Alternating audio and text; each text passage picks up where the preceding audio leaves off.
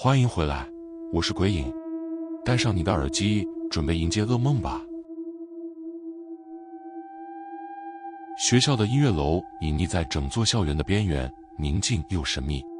这栋建筑已有数十年历史，楼内铺着古旧的木地板，散发着一股霉味，墙上残破的音乐家海报早已褪色。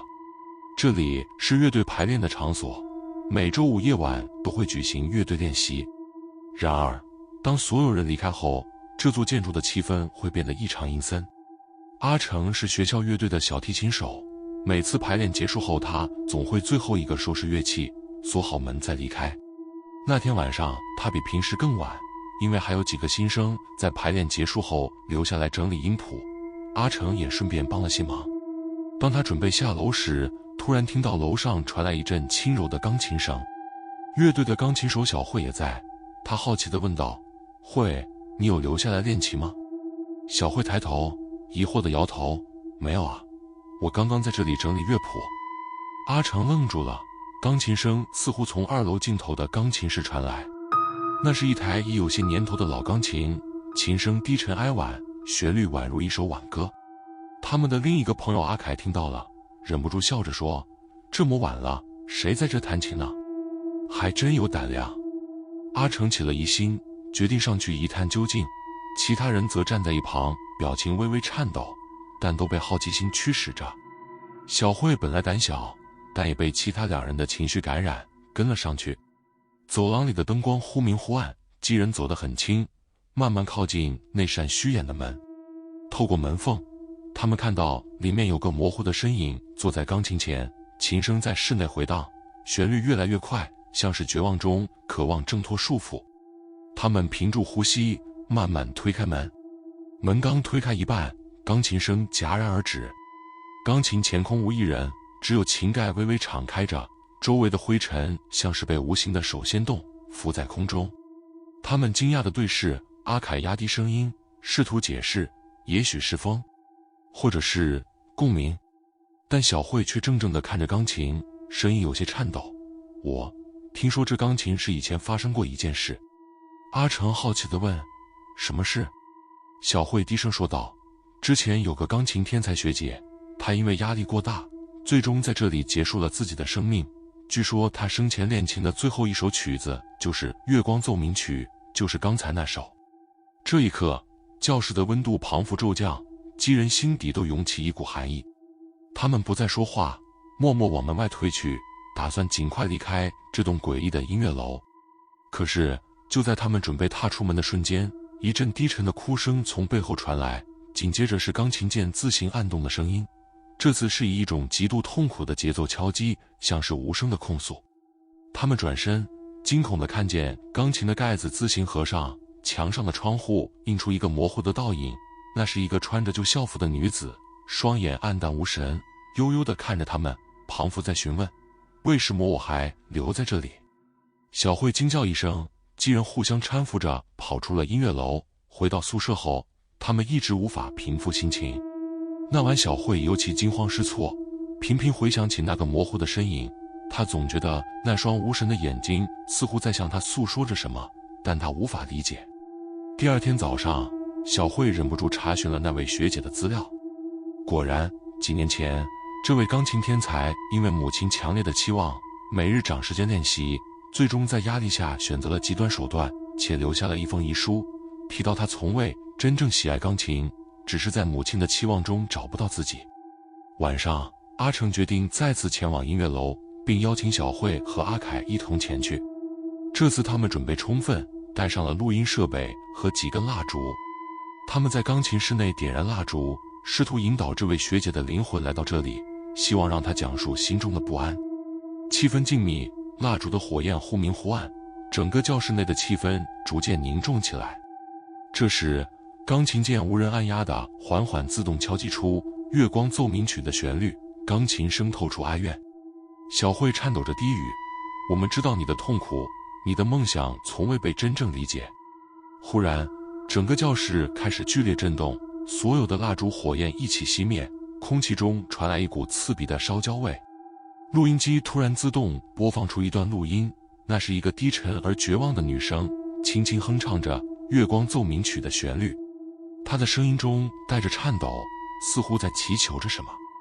为什么不带我离开这里？阿成顿时感到心头一阵刺痛，庞父那声音中带着深深的绝望。他们明白了，学姐的灵魂被困在这里，因为她至死都未能找到真正的自我，直到最后一刻都被迫活在别人的期望中。当天夜里，阿成和阿凯都睡得极不安稳，尤其是小慧，她的梦中不断重现那个模糊的身影。她梦到学姐的灵魂从窗外飘入，对着她露出一抹诡异的微笑，低语着：“我的梦想终于在你身上延续了。”小慧惊醒，发现自己坐在床边的笔记本上，正是那首曲子的琴谱。她不记得自己何时写下的，甚至有些不敢相信那是她的笔记。从此之后，她每次经过音乐楼，耳边似乎总能隐约听到那熟悉的钢琴声。最终，她将这件事告诉了阿成和阿凯，他们愣住，无法解释这段诡异的经历。他们彼此沉默着，似乎都感到那段琴声早已深深刻在他们的脑海中，永远挥之不去。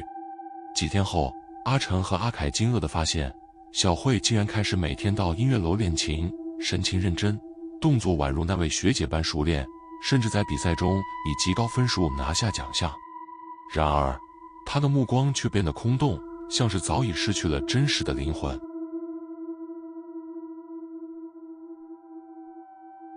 我是阿静，这学期刚转到这所学校，作为新生来说，一切都是陌生的。这所学校位于山脚下，白天阳光普照时，校园看起来平静而美丽，可一到夜晚，那些平日的熟悉景物仿佛都蒙上了一层诡异的阴影。尤其是那片宽大的操场，白天充满欢笑声的地方，到了夜晚却变得异常寂静，甚至让人害怕靠近。转校后不久，我便发现学校为了学生的安全，招募了一些负责夜间巡逻的学生。学校管得严，巡夜本是老师的事，但这里的老师似乎并不乐意在夜晚巡查校园，这让我有些不解，但我倒没有多问。巡夜的工作津贴不错，我也想赚点零用钱，便毛遂自荐接下了这份差事。几次夜间巡查下来，似乎也没什么异常。直到某个接近10月底的夜晚，那天空气中弥漫着湿冷的寒意，几颗星星在云层间隐隐闪烁，给校园增添了几分神秘的气氛。夜色笼罩的校园如一只张着嘴的黑洞，四周静的只有远处树叶被风吹动的沙沙声，让人忍不住想赶紧走完巡查的路线，回到温暖的宿舍。我那天的巡查任务是绕操场一圈，检查有无异常。操场周围散布着一些路灯，但由于年久失修，几乎一半都不亮了。手电筒微弱的光线在黑暗中摇晃，照出一片又一片的草坪。正当我走到操场一侧时，忽然听到另一端传来微弱的脚步声，似乎有人在操场的远处徘徊。我心中一惊，屏住呼吸，想要确定那是什么声音。那脚步声时断时续，踩在湿漉漉的地面上，发出轻微的噗噗声。我的手心开始冒汗，心跳也加快起来。这么晚了，会是谁呢？校园里应该没有人才对。我强迫自己冷静下来，安慰自己可能只是风声，或者是某位加班晚回的老师。但当我再往前走了几步，那声音并没有停止，反而越来越清晰。手电筒的光束照射在空无一人的操场上，湿冷的空气中泛起一股异样的气息。我的脑中掠过许多恐怖的画面，心跳加速，视线下意识地扫向脚步声的来源处，操场的正中央。在黑暗中，我的手电筒光束晃动着，最终停在操场的中央处，隐隐约约看到一个模糊的黑影，那影子站在原地，像是在静静地注视着我。我睁大了眼睛，紧盯着那道影子，试图看清他的模样，但由于距离太远，加上周围光线昏暗，根本无法辨认他的面容，只能隐约看到他穿着一件旧款的校服，裤脚边已经破烂，颜色也褪去了大半，像是被时间侵蚀了一般，和我们现在的校服完全不同。我的后背凉了半截，整个人像是被钉在了原地，无法动弹。那道黑影仿佛感觉到我的注视，静静地站着，和我隔着几十米的距离，默默地注视着我，似乎想传达什么信息，却又无法开口。我心中闪过无数恐惧的念头，内心惊惶不安，这到底是什么东西？就在这时，身后突然传来急促的脚步声，我吓得一颤，回头一看，是同班的阿美和阿强，脸上满是疑惑和紧张的神情。阿美轻轻拍了拍我的肩膀，低声问道：“阿静，你怎么站在这里不动？”我猛地回头看向操场中央，但那黑影已经消失不见，空旷的操场上只剩下冷风拂过的声音，刚才的一切仿佛只是我的错觉。我压下心中的疑惑，装作若无其事的样子，对他们笑了笑。刚刚好像看到了什么，可能只是看错了吧。阿美皱起眉头，似乎对我的回答有些怀疑，但也没有继续追问。阿强则提议，既然大家都在，不如一起巡查完再回宿舍吧，这里真的有点阴森。我们三人继续巡查，当我们正准备返回时，操场上突然响起一阵凄厉的铃声，那声音空灵而幽怨，穿透了寂静的夜晚，让人心头一紧。阿美和阿强脸色苍白，互相看了一眼，显然也被这突如其来的声音吓到了。这不是学校的广播铃声吗？可现在这么晚了，谁会在这时候开广播？阿美的声音带着颤抖。铃声在操场上回荡，音调异常低沉，像是在诉说着什么不可告人的悲伤。我的脑海中闪过刚才那道黑影，心中不安的预感越来越强烈。我压低声音说：“要不我们去看看，说不定是谁在恶作剧。”尽管内心抗拒，但在好奇心的驱使下，我们三人小心翼翼地朝操场广播的方向走去。每一步都显得沉重无比，仿佛脚下的土地正慢慢将我们拉向某个深不见底的黑洞。随着我们的靠近，铃声变得越来越清晰，四周的黑暗仿佛越发压抑，每一步都令人窒息。当我们抵达操场中央，铃声戛然而止，四周再次陷入诡异的寂静。就在我们疑惑不解的瞬间，地面上忽然出现了一排凌乱的脚印，从操场中央延伸到我们的脚边，像是一只无形的手正引导着我们的方向。我们顺着那排脚印望去，看到操场的远端再度出现了一道暗淡的身影，似乎正一步步向我们走来。我屏住呼吸，盯着那道身影，慢慢辨识出来他的模样。他穿着一件破旧的校服，年纪看起来比我们大些，面容苍白，双眼空洞，仿佛看不到眼瞳。那男子的脸上浮现出一种扭曲的痛苦表情，嘴唇微微颤动，像是想说什么却无法发声。我们三人被这诡异的景象吓得失去理智，慌忙地转身想逃离这个恐怖的地方。惊魂未定的我们回到宿舍，整个晚上都无法入睡。阿美尤其惊恐，双手颤抖着不断回忆刚才的情景。她喃喃地说：“那个影子好像在跟我们求救，想告诉我们什么。”这时阿强突然低声说道：“你们知道吗？几年前这里发生过一件事，听说有位学长因为受到欺凌，在操场自尽了。从此以后，每年都有学生在夜里看到他的身影。”我和阿美被这个消息惊得目瞪口呆，彼此对视了一眼，顿时觉得刚才的一切都更令人心惊。原来刚才那道黑影可能是那位冤死的学长，他的灵魂徘徊在操场，无法释怀地向人诉说着他的痛苦。在接下来的几天里，我们三人谁也不敢再靠近操场，每到夜晚，总能隐隐约约听到那铃声在校园上空回荡，宛如一段无法消散的哀歌。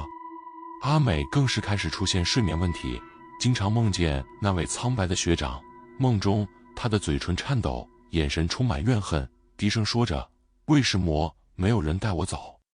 这诡异的情景让我和阿强也无法平静。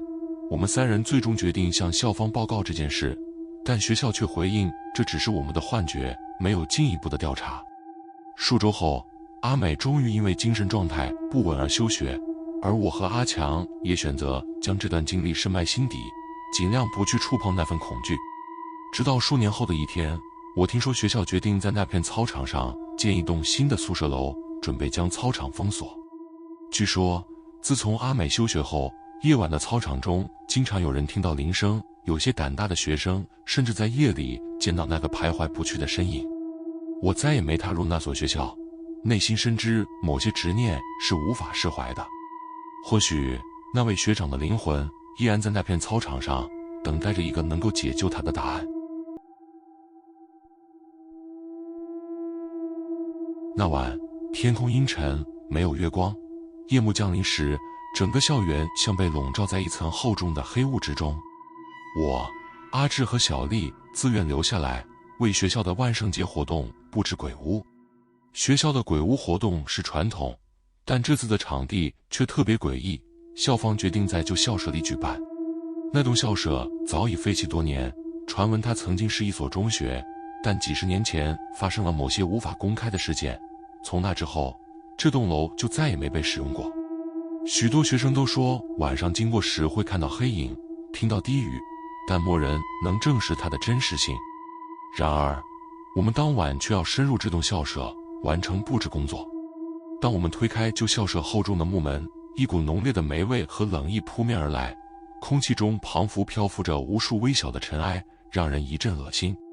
小丽捏着鼻子皱眉说：“这里的空气实在是太阴冷了，简直像进了鬼屋一样。”阿志冷笑了一声，调侃道：“这就是鬼屋啊，别怕，有我和阿静在呢。”我笑了笑，假装不在意，但内心却有些不安。这栋楼的墙壁和地板显然已经年久失修，走在上面会发出滋滋嘎嘎的声响，仿佛整栋楼都在警告我们不该踏入这片禁地。我们走过几间教室，开始在走廊上挂起假骷髅和人偶，挂上蜘蛛网，还在各处设置假血迹。每当我们将假眼珠放在窗框上时，总会感到阴影中有什么东西在盯着我们。这种感觉无法具体描述，却越来越浓烈。当我们走到2楼的尽头时，发现最后一间教室的门被一道粗重的铁链锁着，门上贴着几张破旧的警告标签，上面的字迹模糊不清，但仍隐约能辨认出危险、禁止进入的字样。小丽靠近门，用手机照亮标签，然后问道：“这里以前到底发生过什么事？为什么要封锁这间教室？”阿志耸耸肩，低声说：“听说是几十年前有个学生在这间教室自杀，后来校方为了避免再发生类似的事，就把这里锁起来了。真有这么回事吗？”我心中掠过一丝不安，盯着门缝，仿佛里面隐藏着什么看不见的黑暗。就在这时，我听见门内传来微弱的声响，像是低语声，混着湿冷的风穿过门缝。我屏住呼吸，不敢确定是否是自己的错觉，还是有人在里面。“你们听到了吗？”我低声问。小丽立刻抓紧我的手，微微颤抖着说：“我听到了，像是有人在里面讲话。”我们3人愣住，心里都掠过一丝恐惧。阿志撇撇嘴，试图掩饰自己的不安：“这一定是风声，不会有人在里面吧？”他的声音颤抖着，显然连他自己也无法相信这句话。就在我们打算离开那扇门时，突然听到门内发出一声沉闷的砰响，像是有人用力拍击门板。我们被吓得纷纷后退，脸色苍白地看着那扇铁链锁住的门，心跳急剧加速。小丽几乎哭出来，颤抖着说：“这里真有东西，我们快走吧。”我感到全身寒意阵阵，仿佛有什么看不见的阴影正在笼罩着我们，催促着我们离开。就在这时，走廊的灯突然熄灭，整栋楼陷入一片黑暗。我们的眼睛完全适应不了这突如其来的黑暗，只能靠着手机微弱的光线照亮脚下的路。阿志吞了吞口水，低声说：“先别慌，我们顺着楼梯下去，马上就能出去。”我们小心翼翼地朝楼梯口走去，黑暗中传来我们急促的呼吸声。忽然，我感到肩膀上传来一阵冰冷的触感，像是一只无形的手轻轻抚过我的肩膀。我猛地转身，却什么也没看见，但那种寒冷的触感却清晰无比。我深吸一口气，压下心中的恐惧，快步追上阿志和小丽。当我们走到1楼时，发现楼梯口的出口已经被一扇生锈的铁门堵住。阿志上前试图用力推开，但门纹丝不动，仿佛被什么东西锁住了一般。我们开始慌了，连小丽也尝试敲打门板，希望外面有人能听见。就在我们敲打门板的同时，耳边突然响起了低沉的笑声，那笑声来自楼上的某个角落，声音沙哑而压抑，仿佛夹杂着绝望与愤怒。我们3人面面相觑，谁也不敢说话，却清楚地听到那笑声正一点点地接近我们，似乎要把我们彻底包围。该死，这笑声到底是从哪来的？阿芝小声咒骂，但她的声音明显带着颤抖。就在这时，我听到小丽的手机响了起来，她颤抖着拿出手机，看着屏幕时，脸色瞬间变得惨白。她颤抖着将手机递给我们，上面显示的号码是一串模糊的数字，像是从另一个世界打来的。屏幕上只显示了一句话：你们也想永远留在这里吗？我们惊恐地互相看了一眼，谁也无法解释这诡异的现象。就在这时，楼上的脚步声越来越急促，那笑声也逐渐变成了哭泣，悲伤而凄厉。我们的心脏狂跳，拼命地拉扯门板，试图逃离这栋诡异的建筑。忽然，楼梯上传来了声音，我转头一看，只见一个模糊的黑影正一步步朝我们逼近。他的身体扭曲，面容模糊不清，但我能清楚地看到他的眼神中透出一种怨恨的光芒。那黑影一步步接近，带着浓重的阴冷气息，仿佛一个深渊中的幽灵，准备将我们拉入无底的黑暗中。就在我们即将被黑影逼入绝境时，门突然发出一声刺耳的声响，随后被用力推开。我们三人顾不上多想，疯狂地逃出校舍，直到跑到校园外的街道上才停下来喘息。小丽惊恐地望着校舍，哆嗦着说：刚才那个影子，他不是活人吧？我和阿志都无法回答，只是默默地看着那栋校舍。夜风中，那栋荒废的建筑静静地矗立着，仿佛刚才的一切只是幻觉，但我们知道，那栋楼里的黑暗中有什么东西在凝视着我们。几天后，我们才听说，那栋校舍几十年前的确发生过一场惨案，一名学生因为不堪欺凌选择自杀。后来有人说，夜晚常能听到他的哭声和笑声，还能见到他的身影徘徊在走廊。这栋校舍也因为这起事件被彻底封闭，没人敢再靠近。然而，自从那晚之后，我们三人都感到自己被某种阴影缠上。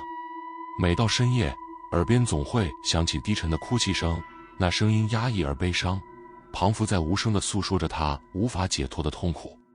我们三人之间谁也不愿提起那晚的经历，但我们清楚，那个徘徊不去的灵魂还在那栋校舍中，静静等待着下一个闯入者，成为他永远的陪伴。喜欢这些故事的话，记得订阅，开启小铃铛，才不会错过每晚间的恐怖小故事哦。